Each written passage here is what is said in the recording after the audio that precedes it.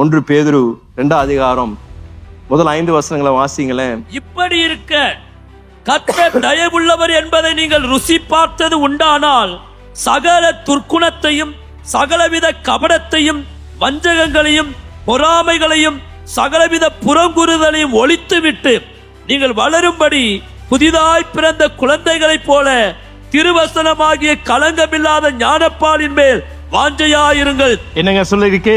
புதிதாய் பிறந்திருக்கின்ற குழந்தைய போல திருவசனமாகிய களங்கமில்லாத ஞானப்பாலின் மேல் வாஞ்சையாயிருங்கள் என்று தேவ வார்த்தை சொல்லுங்க. இப்படி வாஞ்சியா இருக்கும் பொழுது பேதுரு சொல்றாரு, வாசிங்க 4ஆம் வசனம் வாசிங்க. தள்ளப்பட்டதாயினும் மனுஷரால் தள்ளப்பட்டிருந்தாலும் தேவ வசனத்தின் மேல் வாஞ்சியா இருந்தீங்கன்னா என்ன செய்வார் என்று பேதுரு எழுதுகின்றார். வாசிங்களேன். தேவனால் தெரிந்து கொள்ளப்பட்டதும் விலையேற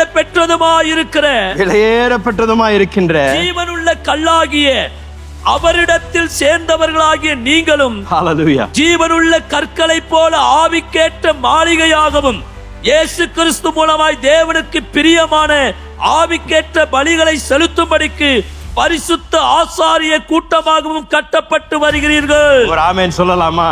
பேதுரு என்ன சொல்றாருன்னா, நீங்க ஆண்டவருடைய வார்த்தைக்கு தாகத்தோடு, ஒரு குழந்தை எப்படி பாலுக்கு ஏங்குகின்றதோ அப்படி தேவ வார்த்தைக்கு நீங்கள் பசி தாகத்தோடு ஏங்குனீங்கன்னா நீங்க மறக்கப்பட்டிருக்கலாம், தள்ளப்பட்டிருக்கலாம், எல்லாராலும் புறக்கணிக்கப்பட்டிருக்கலாம்.